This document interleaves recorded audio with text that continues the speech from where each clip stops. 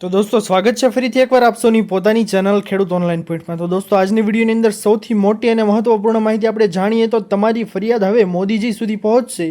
જો તમારું કોઈ સરકારી કામ લાંબા સમયથી અટકેલું હોય અથવા તો તમને કેન્દ્ર સરકાર દ્વારા ચલાવવામાં આવતી યોજનાઓનો લાભ મળતો નથી અથવા તો તમને સરકારી કામકાજને લગતી કોઈ સમસ્યા છે તો તમારે ચિંતા કરવાની હવે કોઈ પણ જરૂર નથી। ભારત સરકારની સુવિધાથી તમારું પેન્ડિંગ કામ ઝડપીથી પૂર્ણ થઈ શકે છે। તમે ઘરે બેસીને વડાપ્રધાનને આ અંગે ફરિયાદ કરી શકો છો। તમારે વડાપ્રધાન કાર્યાલયની સત્તાવાર વેબસાઇટ www.pmindia.gov.in પર તમારે અરજી કરવી પડશે। હોમ પેજ પર તમારે ડ્રોપ ડાઉનનું મેનુ જોશો, તેમાં પ્રાઇમ મિનિસ્ટરને લખો તેઓ પર ક્લિક કરવાનું આપણે રહેશે। અહીંથી તમે વડાપ્રધાન કાર્યાલયને કોઈ પણ ફરિયાદ ઓનલાઈન છે તે મોકલી શકો છો। હવે તમારી સામે જે પેજ ખુલશે દોસ્તો, આ પેજ પર તમારે ફરિયાદ નોંધાવી શકાય છે। ફરિયાદ દાખલ કર્યા પછી એક નોંધણી નંબર છે તે જનરેટ કરવામાં આવશે। અહીં તમારે ફરિયાદ સંબંધિત સમાચારના દસ્તાવેજ છે તે અપલોડ કરવાના રહેશે। બધી જરૂરી માહિતી છે દોસ્તો તે તમે ભરશો, ત્યારબાદ તમારી ફરિયાદ છે તે નોંધવામાં આવશે। તેથી તે ફરિયાદ દ્વારા દોસ્તો તમારું તાત્કાલિક જે પેન્ડિંગ કામ પડેલું છે તેને શરૂ કરવામાં આવશે અને સક્સેસફુલી રીતે તમારું કામ છે તે કરી આપવામાં પણ આવશે।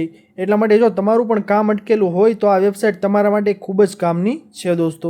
ત્યારબાદની મહત્વપૂર્ણ માહિતી આપસોની સામે આગળ આવી રહી છે કે આજે મોટી બેઠક, જાણી લેજો શું છે નિર્ણય। રાજ્યમાં બિસ્માર રસ્તા મુદ્દે સીએમએ આજે ગાંધીનગરમાં હાઈ લેવલ બેઠક યોજી હતી, જેમાં તેમણે ટકોર કરીને કહ્યું છે કે પૈસાની કમી નથી પણ કામો ટકાઉ થવા જોઈએ। લોકોને કામો થતા દેખાવા તેવી કામગીરી કરવા અધિકારીઓને સૂચના આપી છે। મુખ્યમંત્રી ભૂપેન્દ્ર પટેલે રાજ્યમાં ચોમાસા દરમિયાન ભારે વરસાદથી હાઈવે અને ગ્રામીણ તથા શહેરી માર્ગોને જ્યાં નુકસાન થયેલું છે ત્યાં તાત્કાલિક ધોરણે રિપેર કરીને રસ્તાઓ પુનઃ પૂર્વવત બનાવવા તાકીદ કરી છે। ત્યારબાદની મહત્વપૂર્ણ માહિતી આપસોની સામે આગળ આવી રહી છે દોસ્તો કે ખેડૂતોને ઇનામ 1 લાખ રૂપિયા। રાજ્યમાં કૃષિ ક્ષેત્રે ઉત્સાહી અને પ્રગતિશીલ ખેડૂતો કે જેઓ પોતાની આગવી કોઠાસૂઝથી ખેતીના વિકાસમાં નવીનતા લાવવા તેમજ નવીન ટેકનિક રજૂ કરવા માટે કાર્ય કરે છે, આવા ખેડૂતોને પ્રોત્સાહન આપવા માટે સરદાર પટેલ કૃષિ સંશોધન પુરસ્કાર યોજના અંતર્ગત રૂપિયા 1 લાખ સુધીના રોકડ પુરસ્કાર આપી સન્માન કરવામાં આવશે। અન્નદાતાને પ્રોત્સાહિત કરાશે આ સાથે અને ખેડૂતોને જુદી જુદી 5 કેટેગરીની સરદાર પટેલ કૃષિ સંશોધન પુરસ્કાર છે તે પણ આપવામાં આવશે। ત્યારબાદની મોટી માહિતી આપસોની સામે આવી રહી છે દોસ્તો કે પેટ્રોલ 5 રૂપિયા સસ્તું, ટૂંક સમયમાં ક્રૂડ ઓઇલના ભાવમાં મોટો ઘટાડો થઈ શકે છે। નિષ્ણાંતો માને છે કે જુલાઈના અંત સુધીમાં અથવા તો ઓગસ્ટ મહિનામાં ખાડી દેશોના બ્રેન્ડ ફૂડ ઓઇલ છે તેના ભાવમાં પ્રતિ બેરલ $10 અથવા તો વર્તમાન લેવલથી 15% ઘટાડો થઈ શકે છે। નિષ્ણાંતો અનુસાર જો ક્રૂડ ઓઇલ છે તેના ભાવ પ્રતિ બેરલ $60 એટલે કે 57 અથવા તો $58થી નીચે જાય તો પેટ્રોલ અને ડીઝલના ભાવમાં 5 રૂપિયાનો ઘટાડો છે તે થઈ શકે છે।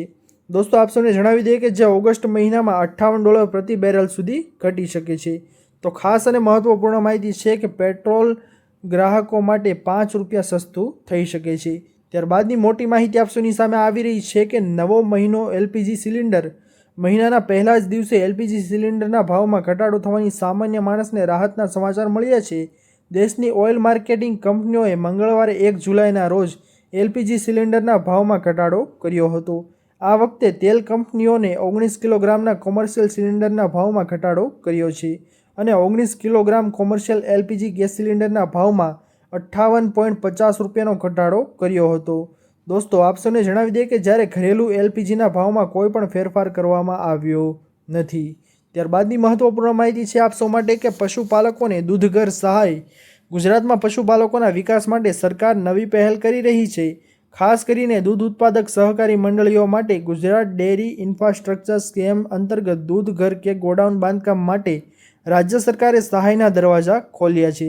રાજ્ય સરકાર દ્વારા અમલમાં મુકાયેલી આ યોજનાના અંતર્ગત દૂધ મંડળી પાસે જમીન હોય અને તેઓ પહેલાં કોઈ સહાય પામી ન હોય તો તેઓને એકમ ખર્ચના 50% કે મહત્તમ રૂપિયા 5 લાખ સુધીની સહાય છે તે મળવાપાત્ર થશે। ત્યારબાદની મોટી માહિતી છે દોસ્તો આપ સૌની સામે કે અંબાલાલ પટેલની મોટી આગાહી।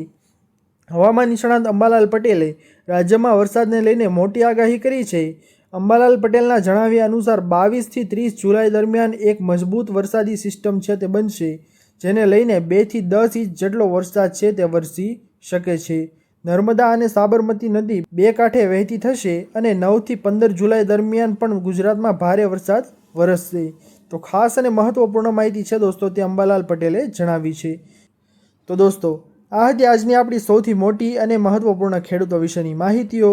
આશા કરું છું દોસ્તો કે આપ સૌને આ મહત્વપૂર્ણ માહિતીઓ પસંદ આવી હશે. જો પસંદ આવી હોય તો વિડીયોને લાઇક કરવાનું ભૂલતા નહીં.